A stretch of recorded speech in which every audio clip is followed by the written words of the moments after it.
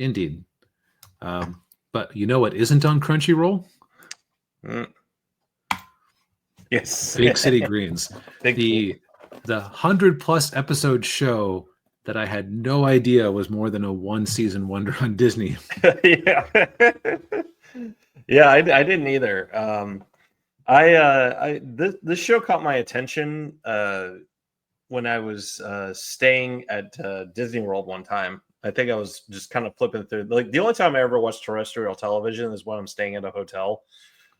Makes sense. Yeah. So and of course I'm at Disney World, so I flipped to the Disney channels, and this show was on there. And I thought, oh, this, it had, of course, it's Cal art style, so I'm kind of like, I don't know, but I gave it a try, and it's a fun show. It's obviously geared towards kids because it's every episode kind of has like a lesson or a moral at the end of it. But it has enough of that adult humor to keep older people interested, and especially like there are scenes there that they kind of do that close up on their faces, almost kind of like Ren and Stimpy. And occasionally, where one of them will just have almost like a mini psychotic break, like I'm walking the edge of despair. So it's got a little bit of that the millennial writers writing for themselves. Pretty much, yeah. So the show centers around the Green family. We got going from right to left, or left to right, excuse me. We got the grandma, Alice Green, and then we've got youngest son, Cricket, and then the dad, Bill, and daughter, Tilly. And each one of them, of course, they kind of follow different archetypes that you would expect in a show like this. Grandma is very cantankerous. She's, don't mess with me, and don't mess with my family. Don't mess with my farm. All that kind of thing. Cricket is like ADD riddled kid who just needs a few doses of Ritalin to keep himself calm. Because he's always rambunctious and just running around, getting into trouble. And he never wears shoes. He always makes a point. He's like, I never wear shoes. And then the dad, Bill, is very much a aw shucks kind of salt of the earth farmer guy, and he's not big on thrills or anything like that. His favorite drink is plain old water. So very boring man. Yes. The only big quirk with him, and I don't know if you can see it with his hand on Cricket, but he lost part of his finger in a hay baler accident. And then last but not least, there's Tilly, and she is a very sweet girl, but she's also a little odd. She likes to talk to animals, and a little, she likes to think she has some kind of weird, like some kind of psychic connection with animals. Like I remember one episode where she's holding the goat, and she's like looking into his eyes, like, oh, what are you thinking right now? So what you're saying is that if she was a Breakfast Club character, she'd be making herself a Cap'n Crunch and Pixie Stick sandwich. Yes. Hold the bologna. Yes, she would. And the whole premise of the show is Bill, Cricket, and Tilly.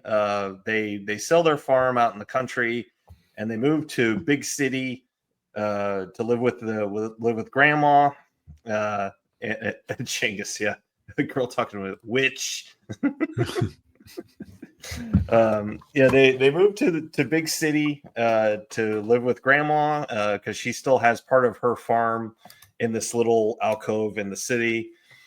And it's basically just, the first, I would say the first season really is kind of this fish out of water thing where you got these country bumpkins living in the big city and trying to figure everything out, and just creating havoc along the way. And most of the episodes just kind of revolve around them either just causing destruction and embarrassing themselves, or one of the kids doing something that gets themselves in trouble, or just or somebody in the city making their lives miserable. So, like, for instance, in the first two seasons, there was a character named Chip Whistler, and he runs Wholesome Foods, which is obviously Whole Foods. Right. Yeah, and he's always trying to mess with them all the time, but then the Greens get one up on him, and then he ends up chipping one of his front teeth. Yeah, and but it's like I said, it's a cute, funny show, and they it's fun watching all their different antics and troubles. And one of the other another character I forgot, or a few characters I forgot to mention. So they live next door to a coffee shop, and the girl, there's a girl who works in there. I would say like older, like kind of like early 20s.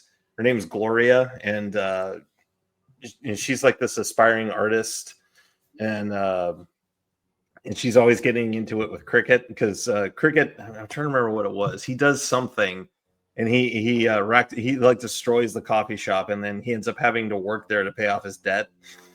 And then you also have Cricket's best friend Remy, who is a rich kid. He looks like I showed a picture to DB before the show. He kind of looks like a mini version of Carlton from the Fresh Prince of Bel-Air. So that's actually a good transition to something I wanted to ask. Yeah. Are these characters supposed to be human? Are they some sort of weird bug mutants? I don't know. It's very odd, like how they're colored. How they're colored in. Like, yeah, of course you have the Greens, who are all green. And yeah, then you've got, like, as you can see, purple and blue and yellow. It is kind of odd. I don't know why the creators chose that kind of color scheme. Maybe it's their way of trying to be diverse without being too ethnic or recognizably ethnic. I mean, like The Simpsons had bright yellow skin for everybody. So it might just be that tradition. Yeah. Also, I noticed that nobody has a nose, so I guess it's like a bit CalArts that way. Yes, it is. Yeah. But yeah, I mean, it's some of the episodes are kind of hit and miss. There are a few here and there that are like, okay, I could have done without that. One of the other major arcs that I thought was really interesting was when the mom shows up. Her name is Nancy, and she's a biker chick.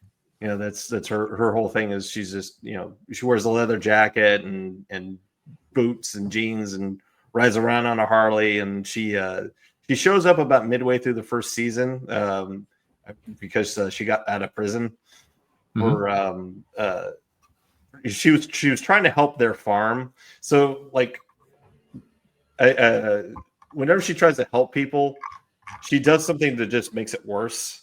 So in her case, she was trying to help her farm from this like mega corporation that had this dairy farm nearby. So she breaks in and sets all the cows loose. Oh no. Yeah. So she goes to a prison for a few years for that. Wait, that was the plot of the Garfield movie. It was, yeah. So that's probably where the Garfield movie got it from.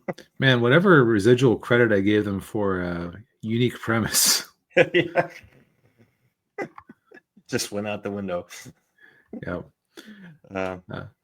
So looking at the curriculum vitae of the creators, it's a is it Chris and Shane Houghton? Yeah. So they seem to be like kind of Disney animation lifers. One of them did some work on Wander Over Yonder and the Mickey Mouse cartoon from a few years back.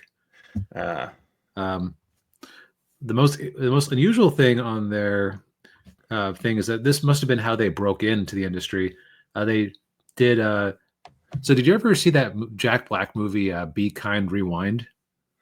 I didn't, but I've always meant to watch that. So I did watch that one back in the day. Basic idea is that they are working at a tape rental store and they accidentally tape over all the tapes or erase all the tapes. So they make their own quick home movie versions of different movies and then record them onto the tapes. So they were involved. So the Houghtons were involved with our RoboCop remake and our Footloose remake, which at least for the RoboCop one, it looks like it was 55 different people, and each was assigned a chunk of the movie to redo.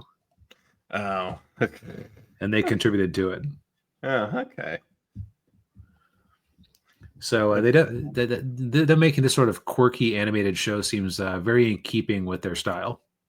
Yeah, yeah, yeah. That makes sense. Yeah, but yeah. I mean, if you're interested in the show, Disney Plus, is where you can find it.